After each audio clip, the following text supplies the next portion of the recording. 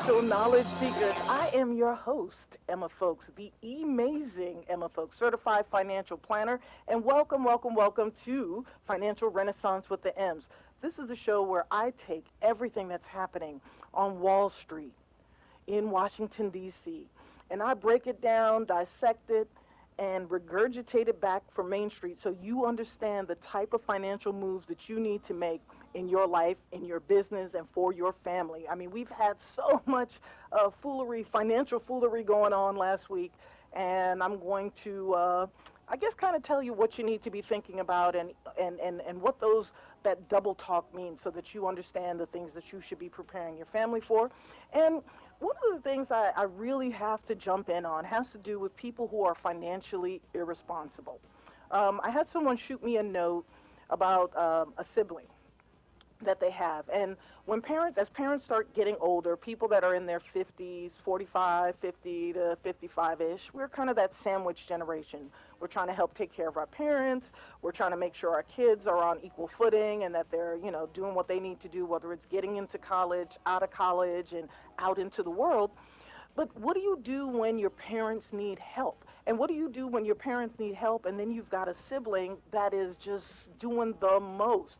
So one of our viewers asked me what to do. She's got a sister who has kind of coerced her mother into changing her will and disinheriting all of their siblings. Now, I've seen some stuff in my time, my family included. I've seen, someone ask a family member to write a check on their deathbed. I've seen someone tell the whole family what was promised to them after we pull the plug on somebody that we love. So, the worst comes out of people, and especially adult children, when they start to see their parents diminish or their parents do pass away. So for the viewer that wants to know what do they do about their sister, here's what I have to say to you. You made it very clear that your mother had a will. So if your mother has a will, she should also have a financial power of attorney. You want to make sure that the banks, the investment companies, etc., have a copy of that financial power of attorney. And what a power of attorney is if you are incapacitated, you have diminished capacity, meaning you can't make good decisions for yourself anymore, you elect someone that you trust with your money to make financial decisions for you. Now, one of the things and where people make a lot of mistakes is, number one, a financial power of attorney ceases to exist the moment a person dies. So when they take that last breath, that financial power of attorney is gone. Now, if you're talking to banks and if you're talking to investment companies, etc., you want to find out if there's two types of powers of attorney. One with springing powers, meaning that it springs into action when an event happens. And then there's immediate financial power of attorney, meaning as soon as that document is notarized and signed by two witnesses, that person who is the financial power of attorney can start making decisions immediately. So you want to find out what your parents have or your elder loved ones, and then you want to make sure that you tell your elder loved ones' friends about the financial power of attorney. Any of their caregivers should know, their doctors should know. Anyone that has anything to do with your parents' well-being needs to know about that financial power of attorney so they know who to deal with. It's really, really sad and such a bogus thing for people to do. To take advantage of elderly, but that's the world we live in, and we're going to see it more and more.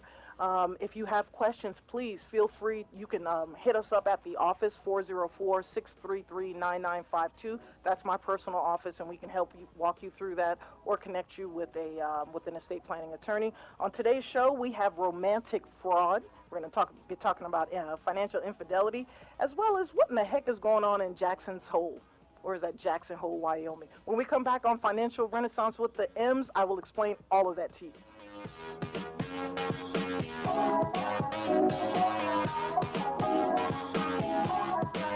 If you have the questions, we have the answers. Right. Go to ssnatl.com and click on the Contact tab. As much as you like. We're the nation's urban station. Online. ssnatl.com. And we are back with Financial Renaissance with the M's. Thank you for joining us on Sensation Station Network. If you are watching us live on Facebook. You're like that. You can go right to Sensation Station Network, hit the like button, and then you'll be able to see what we're doing in the studio. You can also listen to us in your car if you've got digital or Wi-Fi at ssnatl.com. Anywhere in the nation you can tune in. And of course, we are streaming live on Instagram and Facebook at Emma Knows Money if you need to find us. Coming up, if you want to, you're going to want to make a comment. So you can put your comments in the comment section on my Facebook page and also the station, Sensation Station Network's Facebook page. But if you want to text us, if you have a comment and you want to text us, you can text us at 678-613-5857. Now, did you hear about the United States Treasury Department kicking around issuing 50-year and 100-year bonds? Now, most bonds that they issue, they'll be, they'll have 3-month treasuries or T-bills. They'll have, 1 year, 2 year, 10-year, 20-year, and 30 years about the max. But last week, I heard a little bit of grumblings about them thinking about issuing 50 and 100-year bonds, and I was thinking, why would they do that? Now, to my knowledge, 100-year bonds have been issued before. As a matter of fact, Disney issued 100-year bonds in 1993. They're supposed to, of course, mature in the year 2093. But the company, there's a caveat, can start repaying the bonds anytime after 30 years, which would be, 2023. Now, a couple of the railroads have also issued 100-year bonds during certain economic times. So this is not a Republican thing. This is not a Democratic thing. The 10-year or 100-year bonds issued by Disney were done under President Clinton. Norfolk Southern Railroad issued a 100-year bond under Barack Obama. Chicago and Eastern Railroad also did a 100-year bond under Dwight Eisenhower back in 1954. And way back in 1895, under President Grover Cleveland, the Santa Fe Pacific Corporation Railroad in 1895 also issued a 100-year bond. So, that got me thinking, and a lot of the car companies did them as well. Ford, Texaco, McDonald's did a 40-year bond. Boeing did a bond also. So a lot of these companies will do these bonds, but they do them for a good reason. So right now, companies can borrow money long-term at low interest rates. So they're going to turn around and issue them back out, to you, the borrowers. And for the borrower, there's a couple of things that you need to think of. So let's look at how a regular bond is purchased, okay? So when you're buying a bond, you're really lending a municipality or a company, a country, a city, a stadium some money, okay? So typically when you buy a bond, one bond goes for $1,000. They call that par. And let's say you're going to lend them that money for 10 years, and they're going to pay you 6% yield. So every year for the next 10 years, you're going to get a check for $60 deposited into your bank account. And then at the end of that 10th year, they will put that $1,000 back into your bank account, okay? So all in, you gave them $1,000, they gave you back $600 over a 10-year period. That sounds good. However, there's 2 types of risks you're going to have to worry about. One is going to be the time value of money. Every year, the cost of goods and services grows by 3% or a little bit more. Some years, it's a little bit less, okay? So that $60 that you get every year is really about $30 for the first couple of years. And then after that, it just about breaks even, okay? The other thing is that you have to worry about inflation. There's an inverse relationship, meaning the opposite happens. So when interest rates go up, the value of bonds goes down. So if interest rates, remember the Federal Reserve started to raise interest rates. So that $1,000 that you would have put into a bond may now only be worth $900. You'll still get the 6% of the 1,000, but the value has gone down. So those are some of the things that you have to think about when you are considering buying into bonds. Now, the Canadian Pacific Corporation actually issued a 1,000-year bond that will mature in the year 2883. I have no idea why they think that's a good idea. I don't even know who would buy it, but I get it. So 100-year bonds will make sense for big institutions or people that want to shore up certain things long term. So for instance, pension companies may want to buy into a 100-year bond because they have a 6% threshold. That's something that they need to earn. people that at universities, for scholarship purposes, people may want to buy a long-term bond that has a guaranteed interest rate. And then also alumni associations. Sometimes associations that want to give back to their alma mater, they will buy long-term bonds. But again, the risk is always going to be, what is inflation and what is that value of that money going to be by the time you get it back. So that I thought was extremely interesting. Now, Austria issued a 100-year bond in 2017, and I thought this was amazing. They issued a bond right at around $1,000, okay, normal value. But 2 years later, okay, this year, 2019, that $1,000 bond is now worth $2,100. So that's a return, annualized return of 50%, and that's great. Okay, that is one of those examples where the bonds did really, really well. That doesn't happen very often. Now, conversely, Argentina, they also issued a bond same year, 2017, ultra long, but theirs didn't go so well. Their $1,000 bond is now only worth about $450. Now, Argentina has stuff going on with their economy. Their president didn't get reelected. The president that they had was market friendly, et cetera, et cetera. So if you're looking at getting into bonds, make sure you're talking to a professional. If you're looking at shoring up some scholarships or alumni stuff, make sure you're talking to a certified financial planner like me. All right, when we come back, we are going to jump into romantic fraud, and we're going to find out what the heck happened in Jackson Hole, Wyoming this past Friday when we come back on Financial Renaissance with the M's.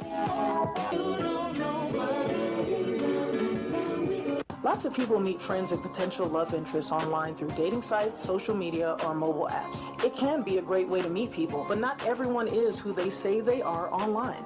In fact, scams related to online relationships are on the rise. It's a red flag if the person wants to move quickly to personal email or instant messaging to continue talking. Professors Love Quickly claims to be from the United States but is working or traveling abroad. Plans to visit but cancels at the last minute. Ask for money to deal with an emergency or ask you to open a bank account for them. Here are some things you can do. Cut off contact if you suspect a scam. Watch your wallet. Don't wire money, send cash, or put money on gift cards for someone you know only online. Learn more about online relationship scams at aarp.org/FraudWatchNetwork. And we're back with Financial Renaissance with the M's. I didn't know that was our back music. I like this. Hey, listen, coming up on today's show, we have a special guest, Hillary Thomas. We're going to be talking about romantic fraud and financial infidelity. And later on M&O's Money, I will be telling business owners how to recession-proof their businesses so that they can go into the recession and thrive coming out of it. But first, let's talk about all the hoopla about Jackson Hole, Wyoming. Like, why was the whole world focused on Jackson's Hole? You know what I mean? Well, I guess depending on how you say that, right? Okay. It sound all that great. It doesn't sound that great. So what is going on in Jackson Hole, Wyoming? I will tell you. So Jackson Hole, Wyoming is a meeting of the global central banks. Couple of shows ago or months ago, I decided to teach everyone what the Federal Reserve was all about. And the Federal Reserve, just to, refresh your memories, the Federal Reserve, their role is to set monetary policy. And what monetary policy is they try to keep our economy stable. They use different objectives, like price stabilization, maximum employment, stable growth, and they do it by influencing the supply of money, okay? And during the last recession, they infused about $4.3 trillion into our economy by buying United States Treasury bonds. Remember the bonds I was just talking about, saying that we were looking at 50 and 100-year bonds? Yeah, they bought up a bunch of those, and they still haven't gotten out of it. All right. So the Jackson Hole meeting, the Central Bank Symposium, is one of the longest-standing banking conferences in the world. And the host of this symposium is the Federal Reserve Bank of Kansas City. They've been hosting it since 1978, and they've been all going to Jackson Hole, Wyoming, since 1981, okay? And each year, the symposium focuses on an important economic issue that the entire world economy faces. And what is it that the entire world economy faces right now? I'll tell you. Everybody is anticipating the global recession. That's right. That's right. So, what they do at Jackson Hole, they usually have the most prominent central bankers from around the world, as well as finance ministers, academic luminaries, as well as leading financial market players from around the world. Now, they only let about 120 people attend, and they have to pay to attend. I'm sure the fee is more than we could afford, but the attendees are selected based on the topic, and they also have to write papers, which you can go find those papers out online. So more than 150 authors have presented papers on the topics such as inflation, labor markets, as well as international trade. And you can go right out online and look at it, okay? So the federal chair, Jerome Powell, he has to address this group annually. And the Jackson Hole is the best place for a central banker and all the bankers to hint at new policy moves that they're going to do. So this year, what did the Federal Reserve Chair tell the group?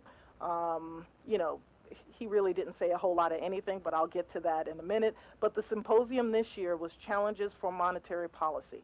So here are what some of those challenges are, and again, globally.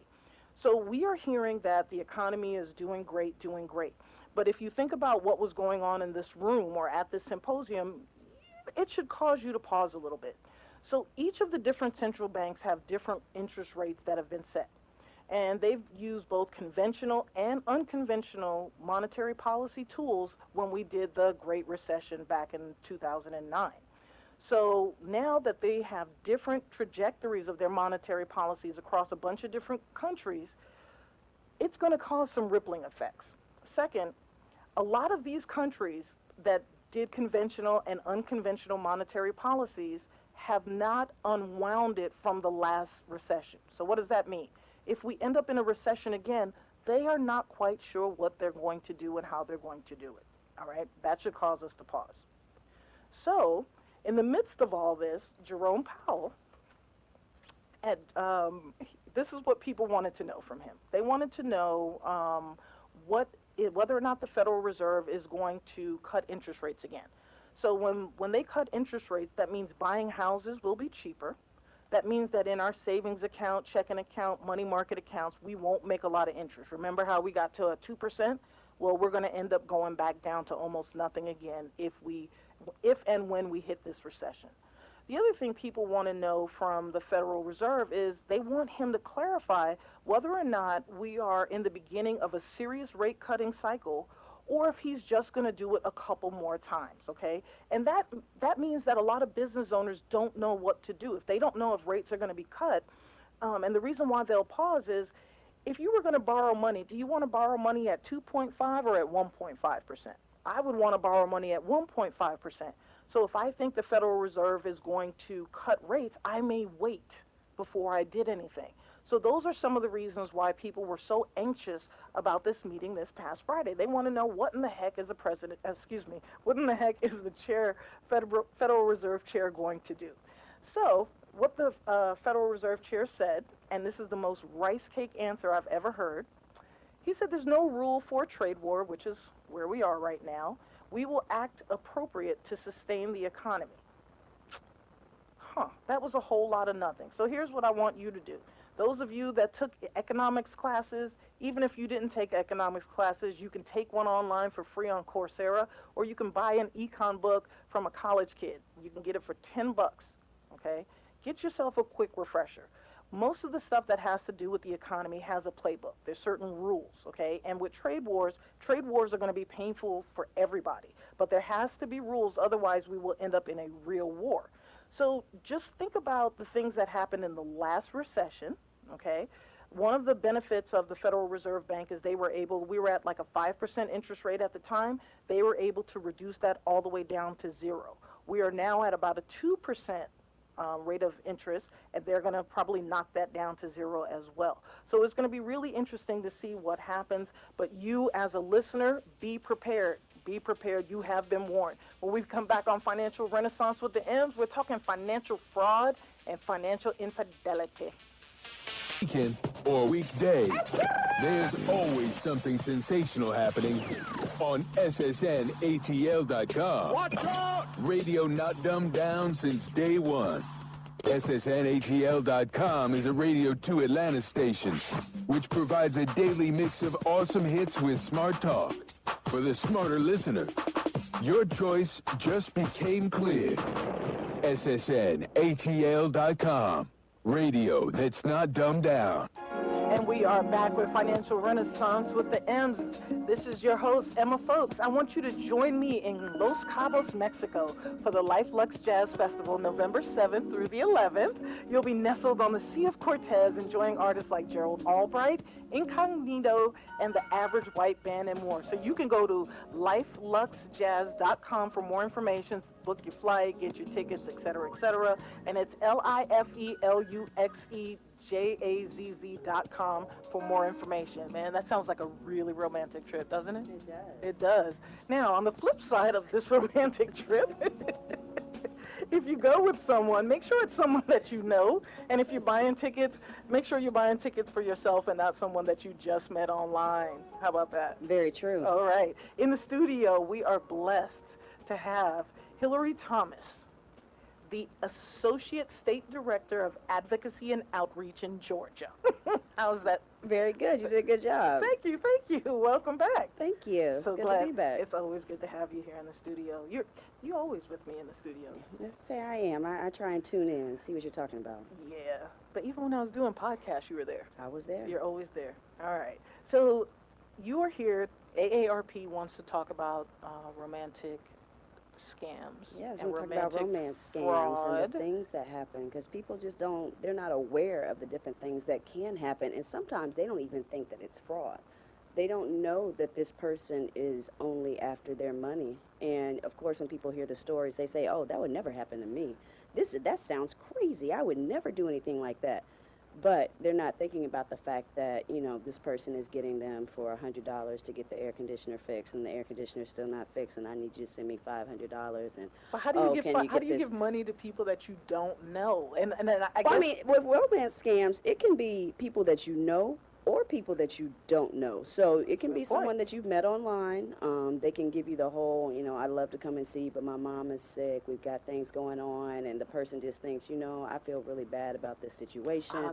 Let me give them some money. Yeah. Maybe that'll help with their mom. And then one day we'll be able to meet up. Or, like I said, it's the people that you know. It's a person that you see, meet at the bar, and they swipe your credit card number or whatever else. There are so many different ways to go at this romance scam, and I believe you had some numbers. It was $143 million. Yeah, so Americans lost $143 million in online romance scams in 2018. And not total, but just in 1 year. And that was way more than any other fraud, all of them combined, Mm-hmm. And last week, this was kind of cool, federal officials announced that they charged 80 people, including, of course, some of our Nigerian cousins, based out of Los Angeles, in business and romance scams worldwide. But here's the story I got. There was a woman named Maria, air quotes, who signed up on an online dating service. And I guess that's like, well, we Those won't give different any names. platforms. Those different platforms, right? And she was contacted by a guy by the name of Andrew who claimed to be an American, but he was overseas on business.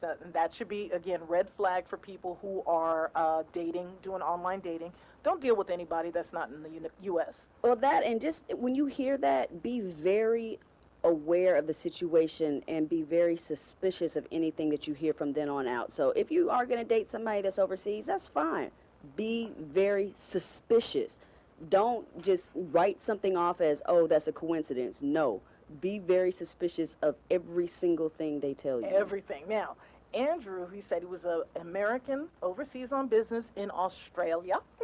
And they hit it off really, really cool, and they planned this road trip that was supposed to happen in the summer, and Andrew was coming back to the U.S. so they can do this road trip, and he sent her a check for $5,000 to cover the cost of their trip. What could go wrong, right? But then he turned around and he asked her to send back $4,500 because he got laid off from his job and he needed the money for rent. So Maria, she deposited she put the check in the bank, and then she sent the money. But then her bank contacted her to tell her that the check was bad, and now she owed the bank $4,500. $4,500. And on top of being out $4,500, Andrew was ghost. Okay, looking for love in all the wrong places. So that's just a spin on a different type of scam. There's some companies that have been, well, not companies, these fraudulent businesses that have been trying to do the same scam. They'll send you an email or they'll send you a letter and say they want you to go cash the check, put it in your checking account, cash it the same day, go buy some Apple Watches. They'll tell you to keep one for yourself and ship them back to them. So by the time your bank catches on to the fact that it's not a real bank account or that it's a fraudulent check, they take the money from you and that person already has their product, or they'll tell you to go and buy a gift card. It's the same thing, but this time it was a romance type situation where go buy this trip, we really want to get together, and this woman is now out of her money. But, you know, both of those are online. What about the situation right here in Georgia where the woman gave the man, what was it, $80,000 to buy the house? Because personally, if I'm going to buy a house, I'm going to get a cashier's check. It's going to have the bank's name on it or the homeowner's name on it. First of all, why are you buying a house with someone you're not married to and that you just met? I mean, when it comes to, and I understand, I think I can understand being lonely. I can't because I am not, right? So if you are, there's so many warning signs. You know, if it sounds too good to be true, it is. Okay, if somebody is wealthy, in that situation, she thought the guy was wealthy. If he's wealthy, you don't have to come out of pocket. Exactly, let him do it. Let him do it. Or my money is tied up. If his money is tied up and he's wealthy, getting a loan from a bank is easy. Exactly. Very easy. So there's no reason why a middle-class person or a person that is not of means has to dip into their bank account to help anybody out that claims to be wealthy, et cetera, et cetera. Even if they say their money is overseas, any of those things, they can get to that money. Do not believe any of these things that they're telling you. Correct. And even in the brokerage industry, we will lend people money on their investments. So there's no reason, again, and let's just be blunt. There's no reason why a woman should have to lend a man money. If it is not your kid and not your husband, there is no reason. You know, if you are in a traditional heterosexual relationship, the man is supposed to be the provider and take care of the family. So why are you giving him money? I'm just going to leave that there. Okay? Unless you want to be a sugar mama, or what do you call cougars? Cougars. Unless you're, you know, you've got the cougar or bobcat spirit in you, you know what I mean? But you shouldn't be lending. And in that case, you should buy them stuff. You don't lend them money, you know, unless you don't want it back. But, you know, no matter how many times we say it, there are a lot of people that are out there that do not see it because they're in the situation, and this person would not put me in that situation. This person is not scamming me. This person loves me. This person only wants to care for me, and I'm trying to make their life easier. Hey, we had an older adult come to our office some years ago, and she was afraid to tell her kids that she had taken all the money out of her retirement account and given it to this person that she was in a romantic relationship with. And at that point in time, she no longer had money to retire on. Yeah. If you are 50, 60, 70 years old and you take all of the money out of your retirement savings account, how are you going to put it back?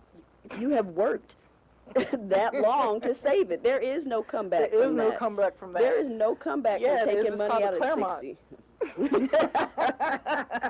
I mean, we got a lounge here where you can work if you're over 50. Yes. And got moves like Jagger. Yes. Listen, the Federal Trade Commission, the FTC, warned that scams prey on the most vulnerable people, right? And that's usually people who are lonely, widows, etc. And it has more than 21,000 people were conned in the year 2018 alone. That's a lot of people. And so if you are an adult child and you've got a mother, you've got a father that, you know, they may not, you know, a lot of us, our parents are divorced. You want to check in on them and find out who they're dating and what's going on. And our parents don't generally like to talk about money. We have to start having these money conversations with our parents, because I promise you, if we don't have it now, the conversation we could possibly have on the flip side is going to be full of tears and resentment and snot. Yes. Yes. You know, listen, when we come back on Financial Renaissance with the M's, on the other side, we're going to talk about the top 3 professions that these romantic scammers like to use. See you back in 300 seconds.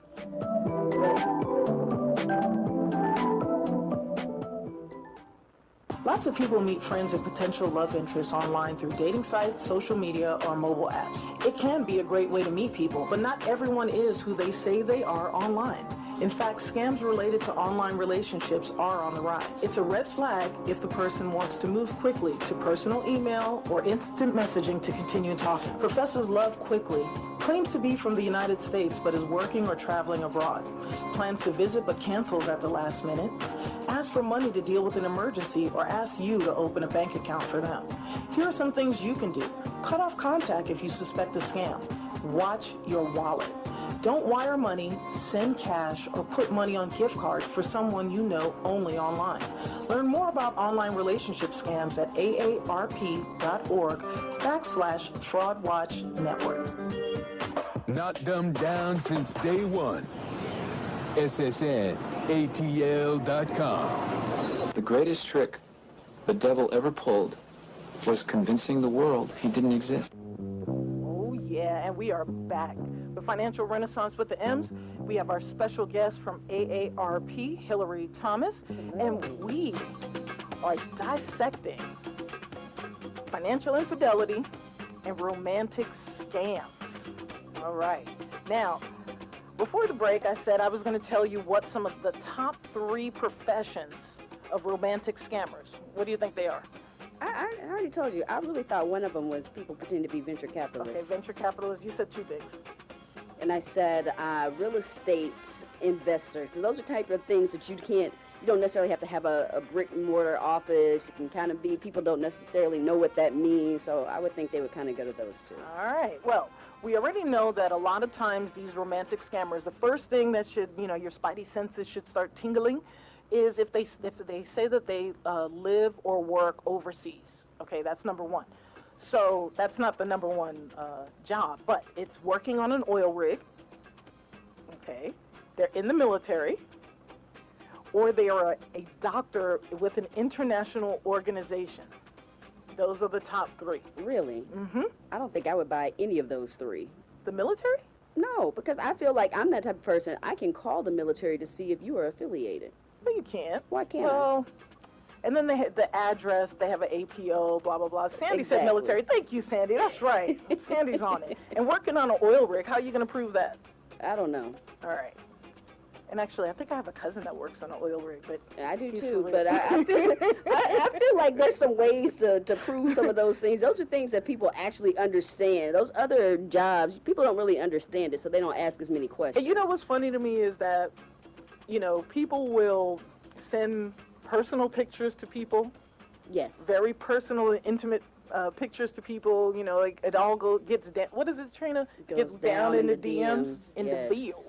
It goes down in the DMs. So people will send explicit pictures to total strangers, but they won't ask them like real legit questions. Like, let me see your driver's license. And there's so many different types of things online where you can go on, pay a couple bucks to verify that a person really is. I mean, for $30, $50, $100, you can verify that the person that you're supposed to be spending the rest of your life with, that you've never physically met, you can figure out who they are, right? There was there was a person who got scammed into almost smuggling some diamonds from Africa to the U.S. I mean, the level of buffoonery that goes on, and again, they get your heartstrings in. And that's why it's important for you to tell your friends. You should have a best friend. Yes. You should have a smart best friend. Some of us have best friends that are just as, wonky as we are. Right, birds of a feather.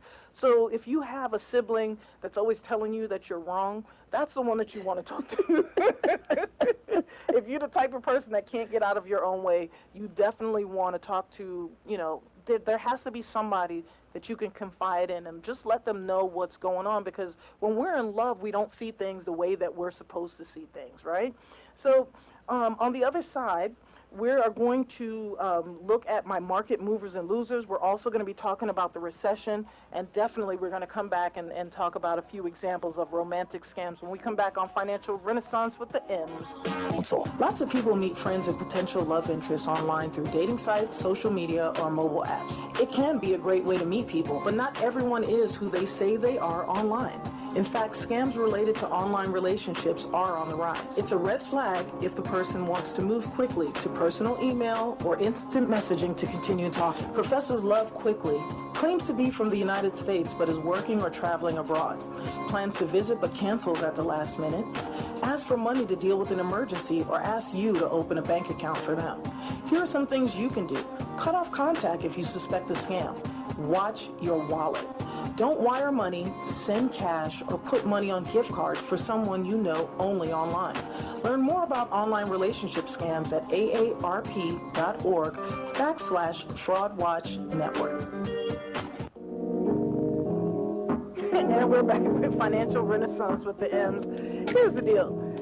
We are here with Hillary Thomas from AARP, and we are talking about romantic scams and why it's important to have good friends that don't always agree with everything that you do. And fortunately, I think I'm that friend, right? You are. I don't agree with anything. No. Yeah, I say no to everything, and I'm always playing the devil's advocate and looking at things from different sides, but not everybody's capable of doing that, especially if you've been lonely, your heart's been broken, your spouse has died, and you know, we're joking around about it, but it is very serious. And I can really see how older people who are, you know, getting into the internet and learning about online dating and things like that, this is something very, very new for them.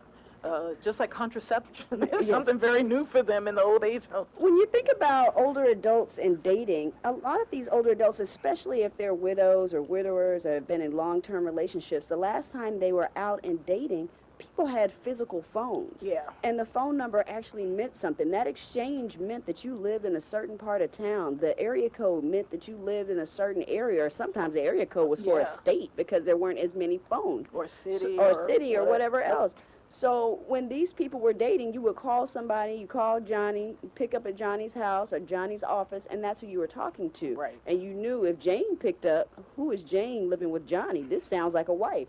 It was a situation where it was a physical phone. Now, I live in Atlanta. I can have a phone number from L.A. Yeah. or wherever else I want to have this phone. Nobody's based out changing of. their numbers anymore. Exactly. So you don't know who I am or where I am. There's a popular show that people watch on TV, and yes, and this girl in Alabama, she ended up getting catfished because she thought the guy was living in Texas or somewhere, and she thought that he was actually this Nigerian prince. And I know you're making this face. Yes, she thought he was a Nigerian prince. She found, and she thought that he was a single parent, that his child's mother had died, and she decided to do one thing that we suggest you do, which is do your own investigation on this person. She got on Facebook, she started Googling, and she figured out that this person was actually a student in Vietnam. He was of African descent, that his child's mother was very much so alive. But she still decided this was the love of her life and still decided to become engaged to this person. Now, I do not believe the relationship actually culminated in marriage. I think somebody decided that it wasn't going to work. So hopefully one of those friends that you have that looks at you and say, "Are you crazy?" saw the show a couple of times and said, "Are you crazy?" and pulled the plug on that relationship. Well, hey, here's another. Remember the group that I said, the 80 people that got arrested in California. So there was one woman. She was a Japanese woman who was on an international site looking for digital pen pals. Okay, and she met a man who claimed to be a United States Army captain stationed in the country of Syria. And then within weeks, their relationship grew into an internet romance. Now, again, weeks. Not months. In weeks, you don't know anybody. Even if you're face-to-face with people, in weeks, you don't know anybody. It takes typically 3 to 4 months, I think they say, before people's real colors, true colors start to show. Well, what she ended up doing, the man was sending her emails in English, and she would translate them via, the Google Translate, etc. And she ended up sending him a total of $200,000 that she borrowed from friends, her ex-husband, and other relatives in order to make her love interest happy. And, I am baffled. Like, I couldn't imagine my mom who, and these are not stupid people. No. These are not stupid people at all, but I wouldn't know what to do if my mom, God forbid something happened to my stepdad, my mom gets remarried or starts looking for love on the internet. Oh my gosh. the money's gone. So one of the things the FTC, Federal Trade Commission, says that if you suspect it's a scam, go ahead and report it to them. You can go to ftc.gov/complaint, and you can notify the website and the app where you met the scammer too. They need to know about it so that other people don't get scammed. The number one thing though to me is if the word gift card comes up. If the word gift card comes up in the first 3 months that you meet somebody, run the other way. Run the other way, because that tells you right then and there. Once you put money on a gift card, it's gone. There's no way to get that back. Exactly. So they also say that you should become very suspicious if any online relationship, and this is for the millennials too, because they like to online date as well. If the person wants to leave the dating site and they don't want to communicate via that and they want to communicate via personal messaging, if they're very quick to say that they're in love with you, again, love is one of those things, you can be infatuated. Love takes a little while. If they say that they're traveling or working internationally, that should cause you to pause. And then if they want to visit you, but don't have the money because a business deal went sour, or they got laid off, or something happened to their car or their dog or their mom, or fill in the blank. And then also the biggest thing is if they're asking you for money without ever meeting with you face to face. You can't send money to absolute strangers if you've never been to their house, if you don't know who their parents are, and even that's still suspect because there's some families that are kind of hooked in on this as well. And, even outside of just sending money, there's some other things that people don't think about. You were talking about millennials and the online dating and all the different apps that they use. One thing that people do with a lot of those apps is turn on their location services. So they have their location services on all the time so people know where you are. So if this is someone who might have already done their own investigation, they could have figured out where you live. They could have figured out where you work, and those could be those people going through your mail when you're not there. Okay, you're freaking me out I right know. now. If you're like me and you're bad about checking the mail, they could be going through your mail. They could be robbing your house. Any of those different types of things. Be very aware with having your location on, and that's your location on these dating apps. That's Period. Your location on Facebook. Some of my friends, I love my friends, but I just wonder about them having this location on at all times so that people know where they are. They're posting and saying that they're in California, or posting and saying that they're in this part of town far away from their home, and knowing that they've had parties at their house and other things where people have their address, and they can go and break into your home when you're not there. So even outside of sending money, think about all the different things that can happen when people know where you are all the time. Viola Davis's house got broken into. She posted pictures from a vacation after she got back, and people thought she was gone and broke into her house while she was there. That's that freaks me out. You saw the thing where the people were, it was a joke or whatever, but they sent somebody to, I think it was Jay-Z and Beyonce's house, one of their houses, one of their properties, and people were, trying to get into the home, and Yeah, that of course, didn't go security so well. stopped that that. didn't go so well. But, it's one of those things. People are trying to do things that are not legal, and they are trying to get your money, get your property, get your stuff however they can. And we are giving people more and more access without even thinking about it by use of, these, the apps and the dating sites, etc. So some of the tips, some things that you can do to protect yourself from being romantically scammed, and what to do if you become a victim. Number one, to Hillary's point, be careful about sharing sensitive personal information or financial information with anybody that you have not met in person. That means sitting down across from them, looking at the license plate of the car that they, are driving, finding a cop friend and giving them said license plate number. Exactly.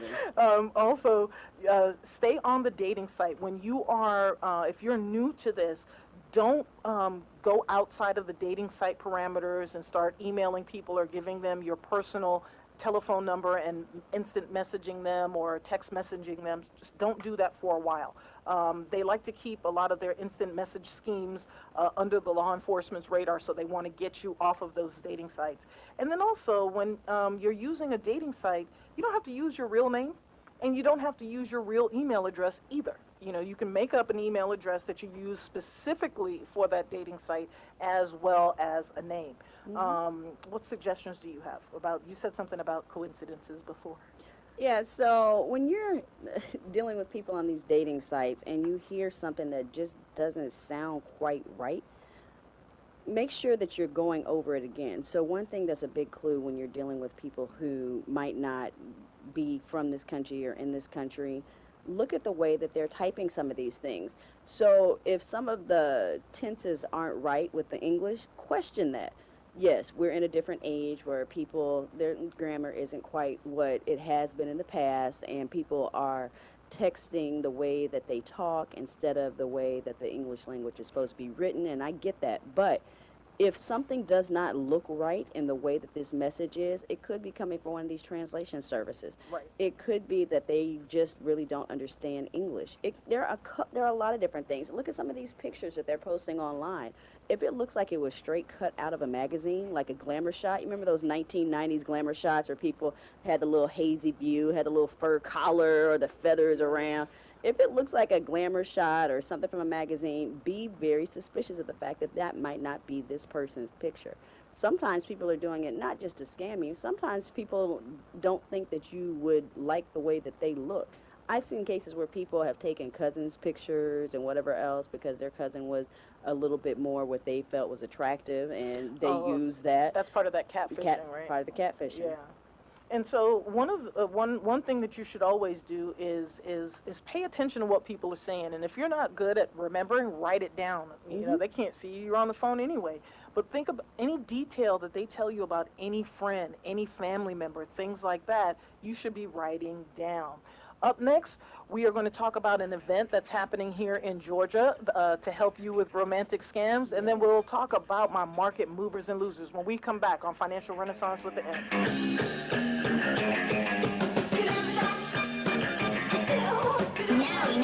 And knowing is half the battle. SSNATL.com is a Radio 2 Atlanta station, which provides a daily mix of awesome hits with smart talk. For the smarter listener, your choice just became clear. SSNATL.com. Radio that's not dumbed down. Lots of people meet friends and potential love interests online through dating sites, social media, or mobile apps. It can be a great way to meet people, but not everyone is who they say they are online. In fact, scams related to online relationships are on the rise. It's a red flag if the person wants to move quickly to personal email or instant messaging to continue talking. Professors Love Quickly claims to be from the United States but is working or traveling abroad. Plans to visit but cancels at the last minute. Ask for money to deal with an emergency or ask you to open a bank account for them. Here are some things you can do. Cut off contact if you suspect a scam. Watch your wallet. Don't wire money, send cash, or put money on gift cards for someone you know only online.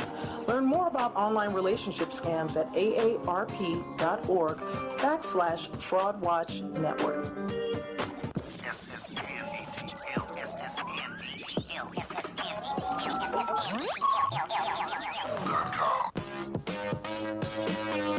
And we're back with Financial Renaissance with the M's. Hey, listen, we all, as I was getting ready for the show, I remember that in the late 90s, I was smack dab in the middle of a romantic scam as it happened. So here's the setup. So my friends and I, it was three of us, we decided we were going to rent a drop-top Mustang. This is when I was living in California, and we were in San Diego, and we're like, oh, let's go spend the weekend in Orange County. So we hung out with my parents, my friends' parents, whatever. So on our way up, you know how we do, there was a car full of guys, and they were also in a Mustang, and we ended up pulling over, had lunch, we talked with them, blah, blah, blah. Three of them, three of us, yada, yada. So anyway, one of the friends and the guy, they ended up exchanging numbers, talking, etc. And they'd been talking for a number of weeks, okay? And I guess they were flirting, etc., etc. And then about 2 to 3 weeks after, they'd been having these online conversations, and this is in the 90s, internet wasn't that big of a deal. We didn't have all these apps, yada, yada, yada. The guy says to her, hey, do you have any friends that want to make $10,000 by marrying his friend who is a Nigerian doctor?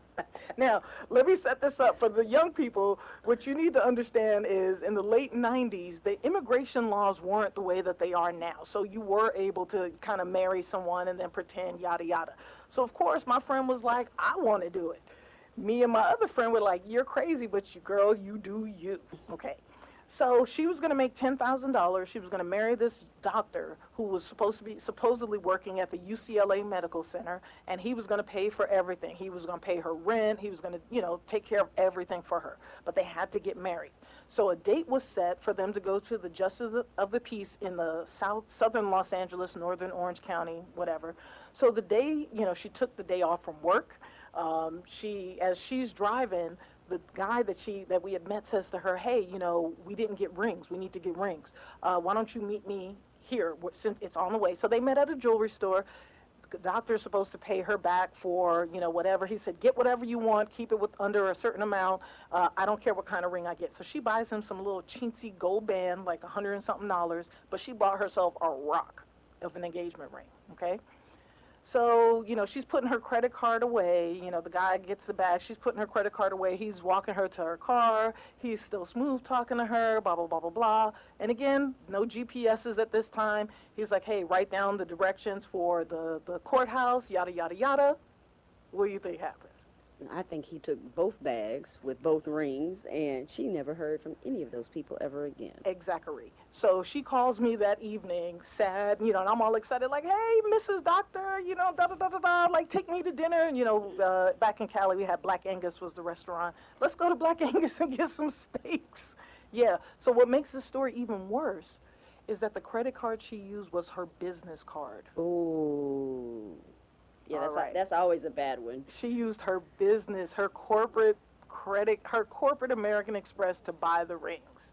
Now, yeah, this story goes Sounds real like left. she lost the job and everything else. There was a whole bunch of other stuff that was tied into this. But again, here is an example of a romantic fraud. Like, you're being greedy. So they're going to appeal to either you wanting to love, you wanting to be greedy and make some money.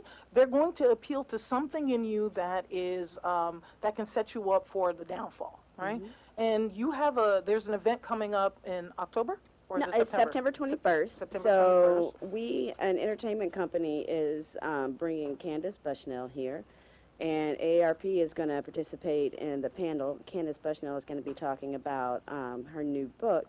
And the book is talking about dating and life later in age. As you know, Candace Bushnell was from Sex and the City. I was going to say, tell everyone who that is. Yes, from Sex and the City. Carrie Fever. Yes, the book, I think the new book is There Still Sex in the City? AARP's part, we're going to be talking about romance scams and dating. AARP actually has a book called Dating for Dummies After 50.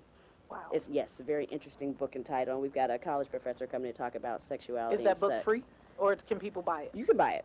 Okay, you can buy it, and even as an employee, I had to buy it. Okay, it's not like they let me go to the little bookshelf. I had to buy it myself. But I'm thinking, because I think that people should be buying these books for their parents and for their grandparents. And when we come back, you can tell people how to get the book and also how to sign up for the event when we come back on Financial Renaissance with the M's.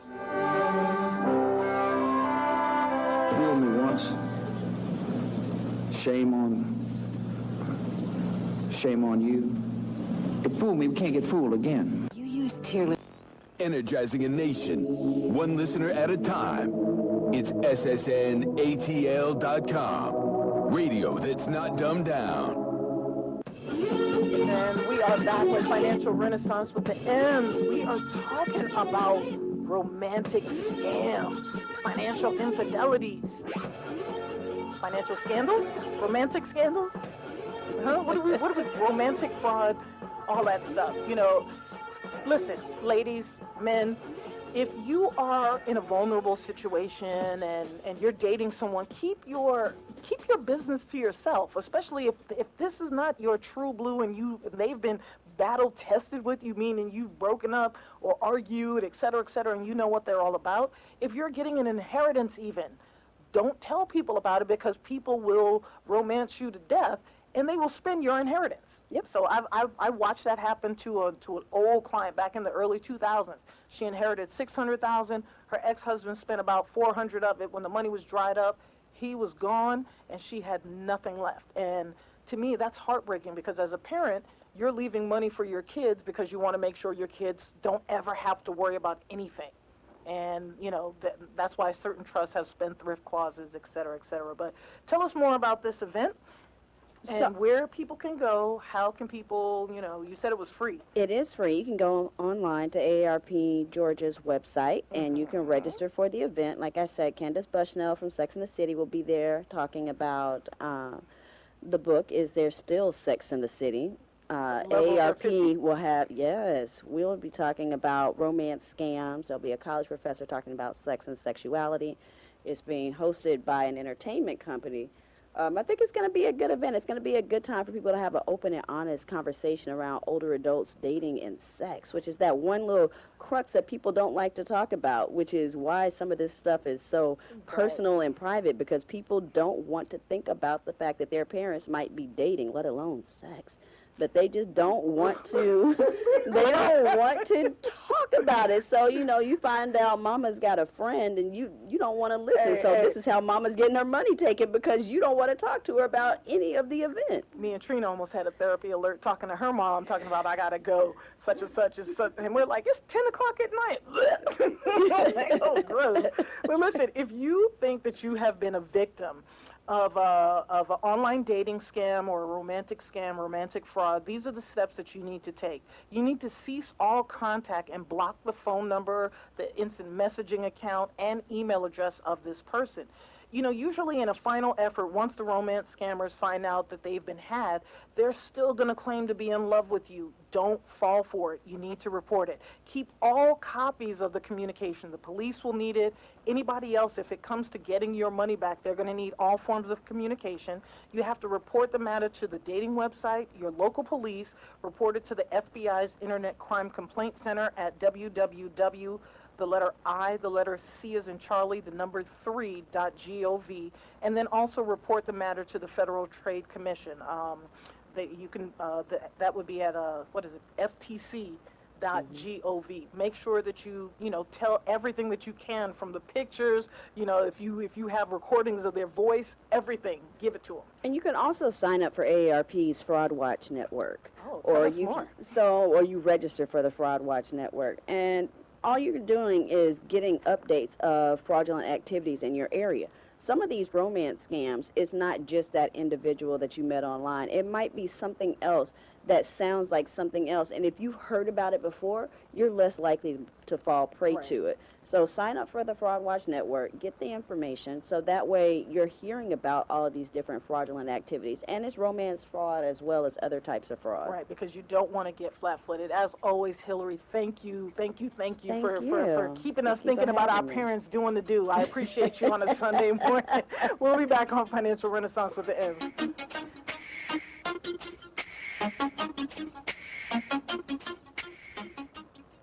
Lots of people meet friends and potential love interests online through dating sites, social media, or mobile apps. It can be a great way to meet people, but not everyone is who they say they are online.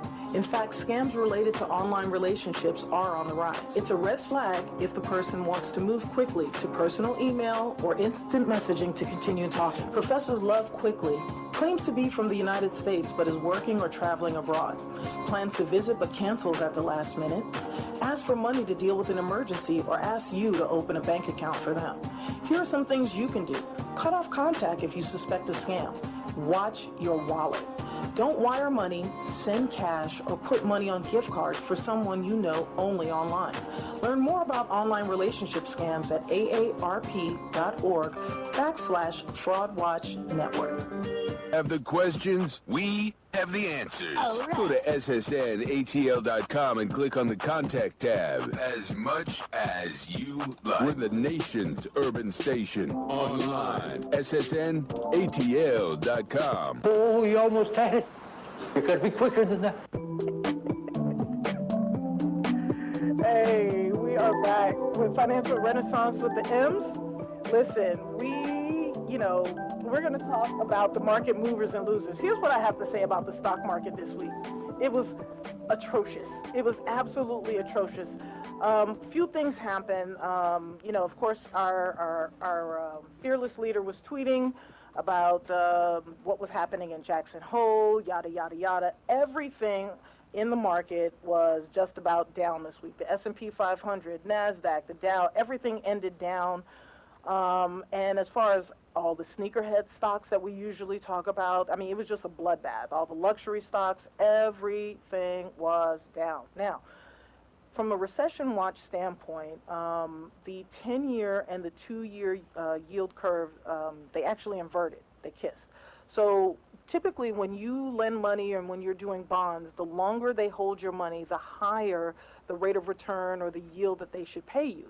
Well, last week, the 10-year rate or the yield that they pay out was less than the 2-year. So for the last 7 recessions that we've had, the yield curve inversion has been an indicator. So the White House, Larry Kudlow, a lot of people are saying, no, no, no, don't worry about anything. Our unemployment numbers look good, blah, blah, blah, blah, blah. Listen to what I've been telling you since February.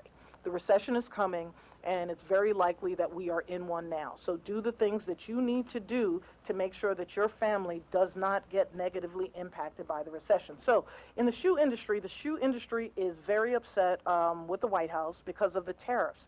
So these tariffs are going to affect the shoe industry, especially sneakers.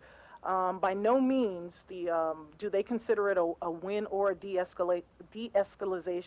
They think that the tax is going to hurt every American, and contrary to the headlines, they feel the Grinch has stolen Christmas for everyone. So what you need to know is that shoes are imported, the ones that are imported from China, or just imported period, are already heavily taxed. And those taxes are an additional about 11%. But the tariffs, the taxes are going to go up probably another 67%. So the first round of tariffs are scheduled to roll out for 91 classifications of footwear starting September 1st. And that includes tennis shoes, sneakers, and sandals. Starting September 1st, there is going to be an increase in price. And then the other 56 classifications of shoes, they will be impacted by the tariffs starting December 1st. Now, as far as luxury clothes, women, it's a pink tax smack down, okay? It's all over the financial blogs, the financial journals. Women are getting the pink tax tariff smackdown. At least a 10% increase on women's clothing. Any women's clothing imported from China, there's going to be an increase beginning September 1st, okay? The new tariffs are going to have a bigger impact on women's clothing than men's because 42% of women and girls' clothing and shoes are imported from China, okay? And only 26% of, men's stuff comes from China. So that's something that we're going to need to think about. Now, the former, in cannabis stocks, even cannabis stocks and hemp stocks were all down last week. But the former Jefe, the FDA, the former FDA chairman, decided to send a forked tongue warning last week saying that coffee shops, bars, restaurants, etc., cannot legally add cannabinoid or cannabis oil to food and drinks. His name is Scott Gottlieb. He says that CBD products out there they're varying on their dosing and concentration, so people can't really be sure about what they're getting. But the thing you need to know is that he's not totally against CBD, all right? Gottlieb is a resident fellow at the right-leaning American Enterprise Institute, #the family. He's also a physician who consults and invests in biopharmaceutical companies. Big Pharma. So here we have a person who has Big Pharma interests talking about CBD and hemp, okay? Think about that for a second. And Mr. Gottlieb also joined Pfizer's board of directors earlier this summer. So what we have to say to him is that we really don't care what you have to say, all right? Now, from a recession watch, the Kansas City Federal Reserve basically is saying, they're the ones that hosted the symposium at Jackson Hole. They are saying that they are responsible for the yield curve inversion, and they're also responsible for the mess in the markets this week because they brought it on themselves by lowering rates. So that was kind of shocking to me. I'm not used to hearing people actually blame themselves for things when things go awry. You know what I mean? Let's see, what else do we have on that? The 2-year and 10-year, as I said, they have inverted. We're going to continue seeing stuff along those lines. And let me find my, let's see, here we go. So with the 10-year and 2-year Treasury, things we need to figure out. What are you going to do when the recession hits? Number one, pay down as much debt as you can. Hold on, conversely, hold on to as much cash as you can. When the recession comes, all right, there's going to be an opportunity for a lot of stuff. The stock market's going to be on sale. Home prices are going to be way, way down. So it may be an opportunity to buy homes. Some of the things that you should be thinking of are, what type of jobs can you do if you are laid off from your company, okay? If you're laid off from your company, what can you pick up and do? Here in the city of Atlanta, we're very scooter friendly, right?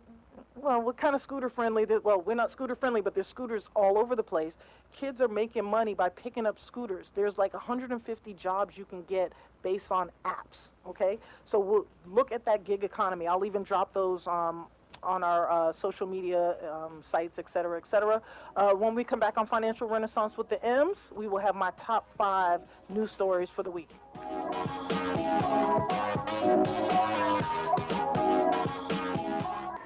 If you're looking for that ratchet, you're in the wrong place. It's the nation's urban internet station, Sensation Station Network.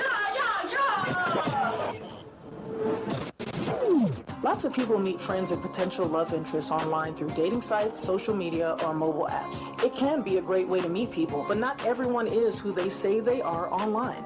In fact, scams related to online relationships are on the rise. It's a red flag if the person wants to move quickly to personal email or instant messaging to continue talking. Professors Love Quickly claims to be from the United States but is working or traveling abroad.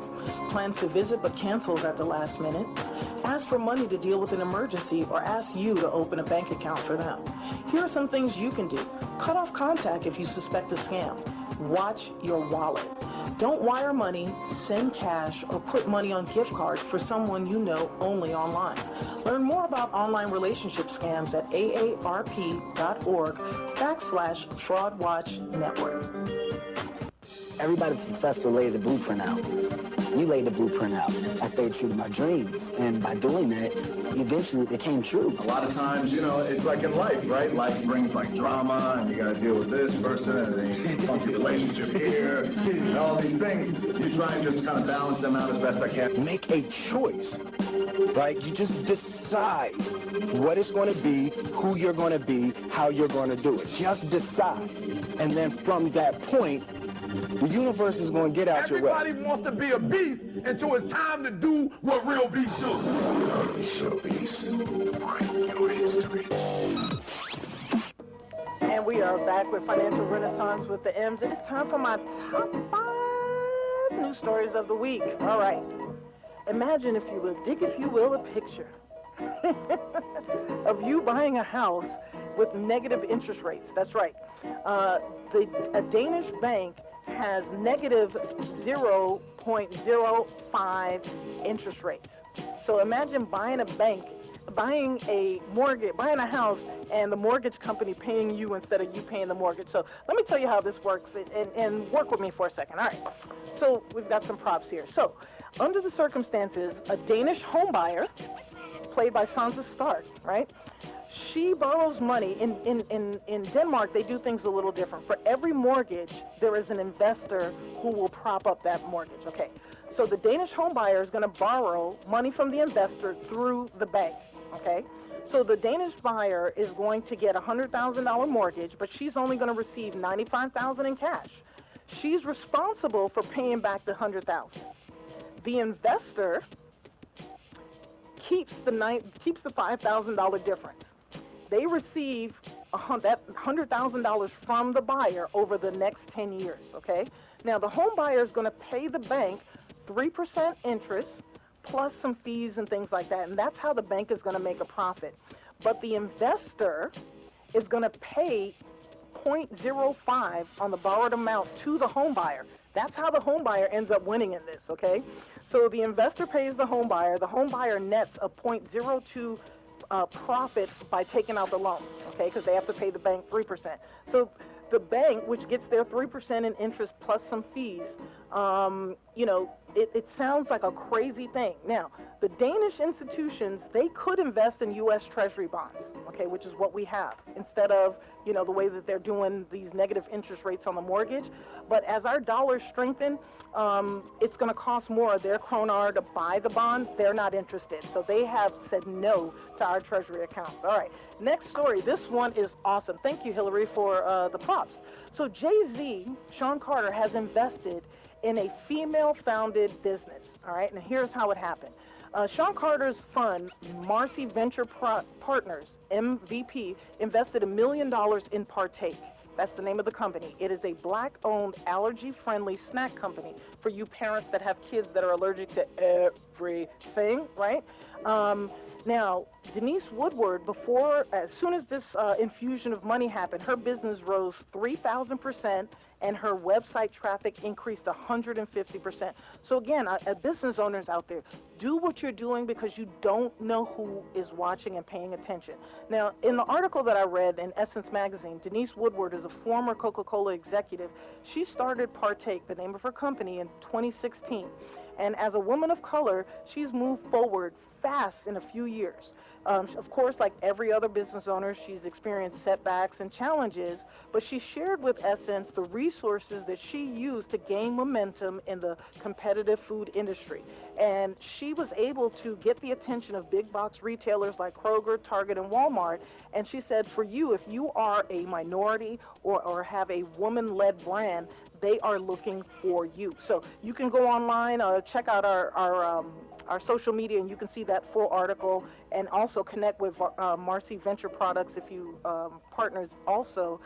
That's a venture capitalist firm, and we had a venture capitalist on the show probably about 3 months ago. So this is just showing that, again, a venture capitalist will invest in your company. They'll take a small piece of it, but it's not like you're pulling up debt.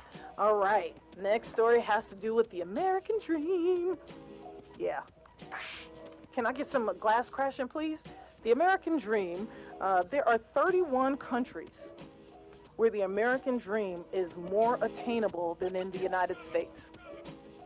Wow, let that sink in for a second. In the spring, I did a show called The American Dream Revisited. Like, do we really need to rethink this? In our bubble-headed world, the American dream means that no matter where you're from, you too can attain great wealth. You too can aspire for great things, but a World Bank report shows that it's more likely to happen in 31 other countries before it happens here. That's right. So let's talk about some of those countries. First of all, I'll tell you that the 10th country is South Korea. 61, exactly, I figured that would happen. 17% of kids born in poverty in South Korea can actually end up on the top half or the top quartile of wealth. Now, the top 5 countries are Sweden, United Kingdom, Slovenia. Is that where Melania Trump is from? Denmark, the same Denmark that's doing the negative interest rates. 21% of their kids that are born in poverty can actually move up in the ranks. And the number 1 country was Cyprus. Cyprus is kind of like Switzerland a little bit. They hold a lot of dark money, things like that. But almost a quarter of the people born in poverty or without means in Cyprus can actually end up in the top quartile of wealth in their country. That says a lot. All right, next story we have. This one brought a smile to my face. All right. So, because of all this pot and hemp and CBD, et cetera, if a person gets pulled over with pot in the car, it seems that the cops don't know what it is. There's no way to tell. So, since state and federal lawmakers are in a rush to expand America's production of industrial hemp, they have unwittingly made it harder for law enforcement to prosecute people for the possession of marijuana.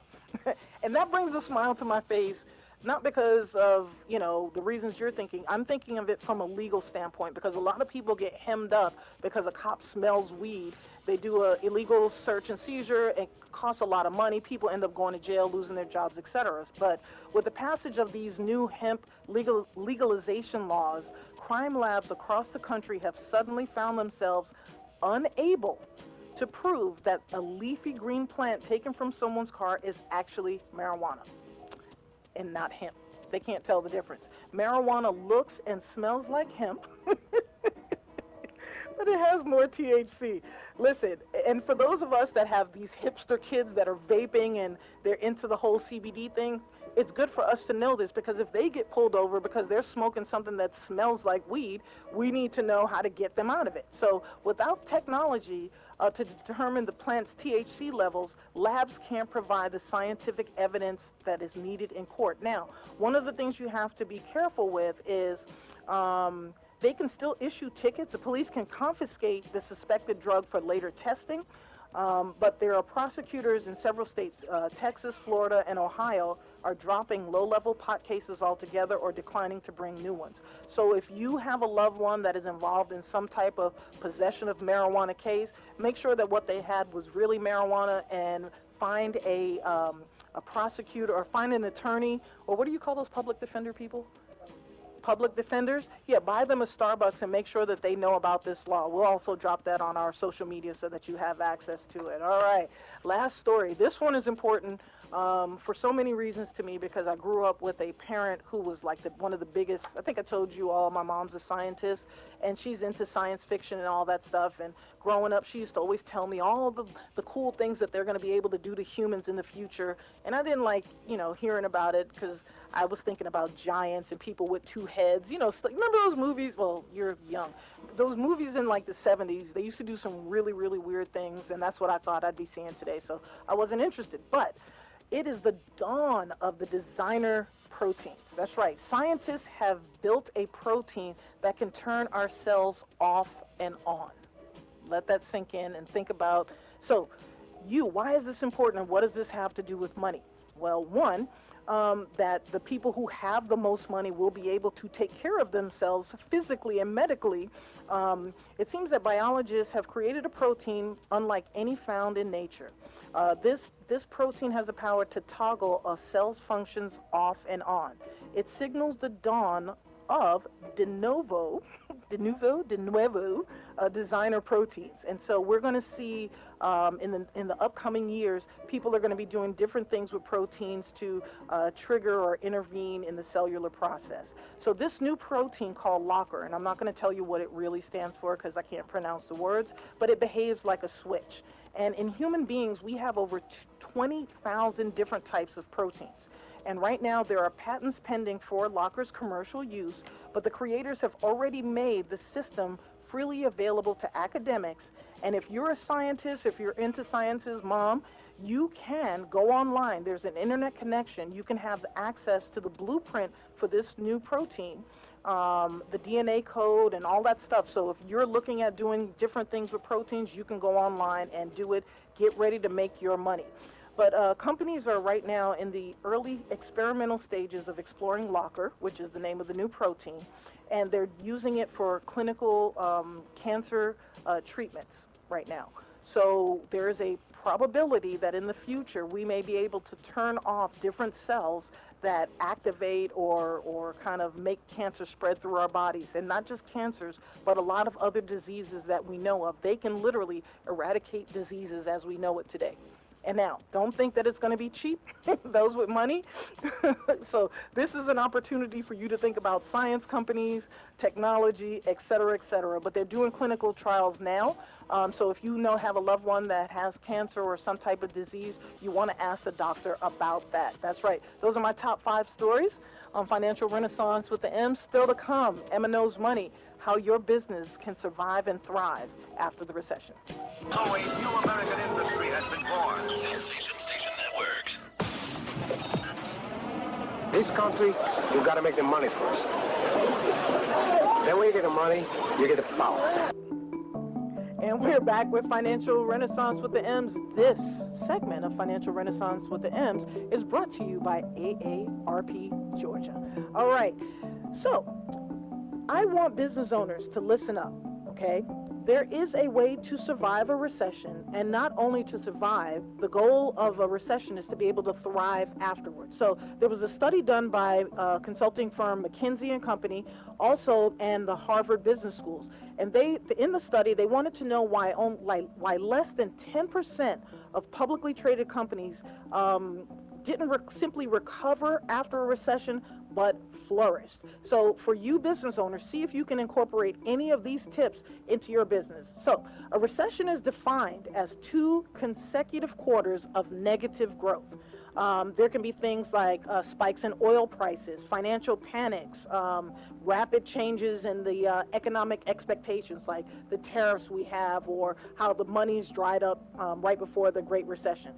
John Maynard Keynes, he's the kind of the godfather of economics in our country. He calls these animal spirits, and there can be a combination of all 3 of these things. But usually firms suffer during a recession because demand and revenue falls and uncertainty about the future increases. But there is a way to mitigate the damage. So first thing is to deleverage before the downturn. That means, of course, as I've been saying, reduce the amount of debt that you have, increase the amount of cash that you have, okay? Don't crash and burn your company. The more debt you have, the more cash that you're going to need to make that interest payment and the principal payment. When a recession hits, less cash is going to be coming in, and then you're going to be thinking about, oh, I'm going to need to lay off, et cetera, et cetera. Now, a good debt to assets ratio that you should have is about 20%. Okay, that's the goal that you want to try to get to before this recession really hits, or we feel the full effects of it. Firms that emerged from the Great Recession better than everyone else, they had their debt to assets ratio down to about 20%. So you want to look at doing that. Now, also focus on decision making. Now, most people want to lay off, and laying off is not a good thing to do because it affects morale, and then some of the good people you want to keep may actually leave because they think that the company is going to go belly up. Listen to your trustworthy employees. Tell them, hey, I want to look at a way of saving money. What is it that we can do? Your employees may be able to tell you ways to cut costs, okay, without having to let them go. They may even be willing to reduce their hours just so that they don't have to get laid off. And that's a great way of doing it. So again, listen, focus on decision making, make decisions that are going to keep things lean and tight, but do what you can to try to keep the employees that you have. The third thing is looking beyond the layoffs, okay? During the Great Recession in 2009, 2.1 million Americans were laid off. All right, that's a huge number. And the companies that emerged from the crisis in the strongest shape relied less on the layoffs. Okay, as I mentioned before, layoffs are going to hurt morale. They're going to dampen productivity at a time when companies need it the most. Honeywell was one of those companies that in 2000, the dot-com recession that we had, they laid off about 20% of their workforce, and they struggled to recover after the downturn. So when the Great Recession hit the last time, they took a different approach, and there's a lot of other companies looking at doing this. They ended up furloughing a portion of their employees for 5 weeks, providing unpaid or partially compensated leaves. And this ended up saving about 20,000 jobs. So again, have the conversation with your employees. You'll be surprised what they come up with. And then more than half of the states here in the U.S. have some type of a short-time compensation program where workers can reduce their hours and receive partial unemployment compensation. So look into things like that. That way you can keep your employees so you don't have to rehire and retrain, because that ends up being very, very expensive. And then the last thing that you need to look at doing as a business owner is investing in technology. That's right. Companies that invested in technology during the Great Recession found themselves in a better position. The companies or the people that were hardest hit in the U.S., it's because they did not have access to people who were good with information technology. So make sure that you're training your employees in technology. Make sure you are looking for ways to streamline the technology that you have the most cost-effective and efficient type of technology. It's a good time to audit the softwares, excuse me, and the systems that you're using right now. Don't wait till the downturn happens. Economists are theorizing that good technology would help with your opportunity costs, and it'll be cheaper to buy technology while the recession happens or just as it's coming up, because vendors are going to want to cut deals. So you may be able to get, say you have to pay $3,500 a year for a certain software, you may be able to get it for, say, $2,500 if you sign a 2-year contract. So a few other things is that more people or fewer people are going to be willing to buy what you're selling during a recession. So this is a time when operations need to be humming at maximum capacity. So that's going to free up some budget for IT initiatives. So McKinsey says one of the reasons to prioritize in the digital transformation ahead of the downturn is to improve the analytics, is because improved analytics can help you manage and understand your business better. Second, is that digital technology can help cut costs. So technology is supposed to help us. And companies should prioritize self-funding transformations so that your technology is paying off even quicker. The best reason to make an investment in IT is that it makes companies more agile and therefore able to handle the uncertainty and rapid change that comes. If you are a business, it is time for tightening things up. We don't want to get layoffs, but conversations with our employees. Let them know what's going to be happening before it happens. When people are caught flat-footed, that's when they make bad mistakes. And again, thank you to AARP for sponsoring this portion of Emma Knows Money.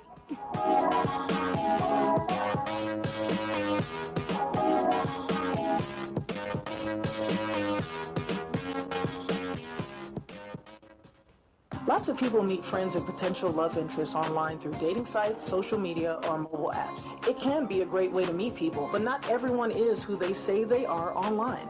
In fact, scams related to online relationships are on the rise. It's a red flag if the person wants to move quickly to personal email or instant messaging to continue talking. Professors Love Quickly claims to be from the United States but is working or traveling abroad.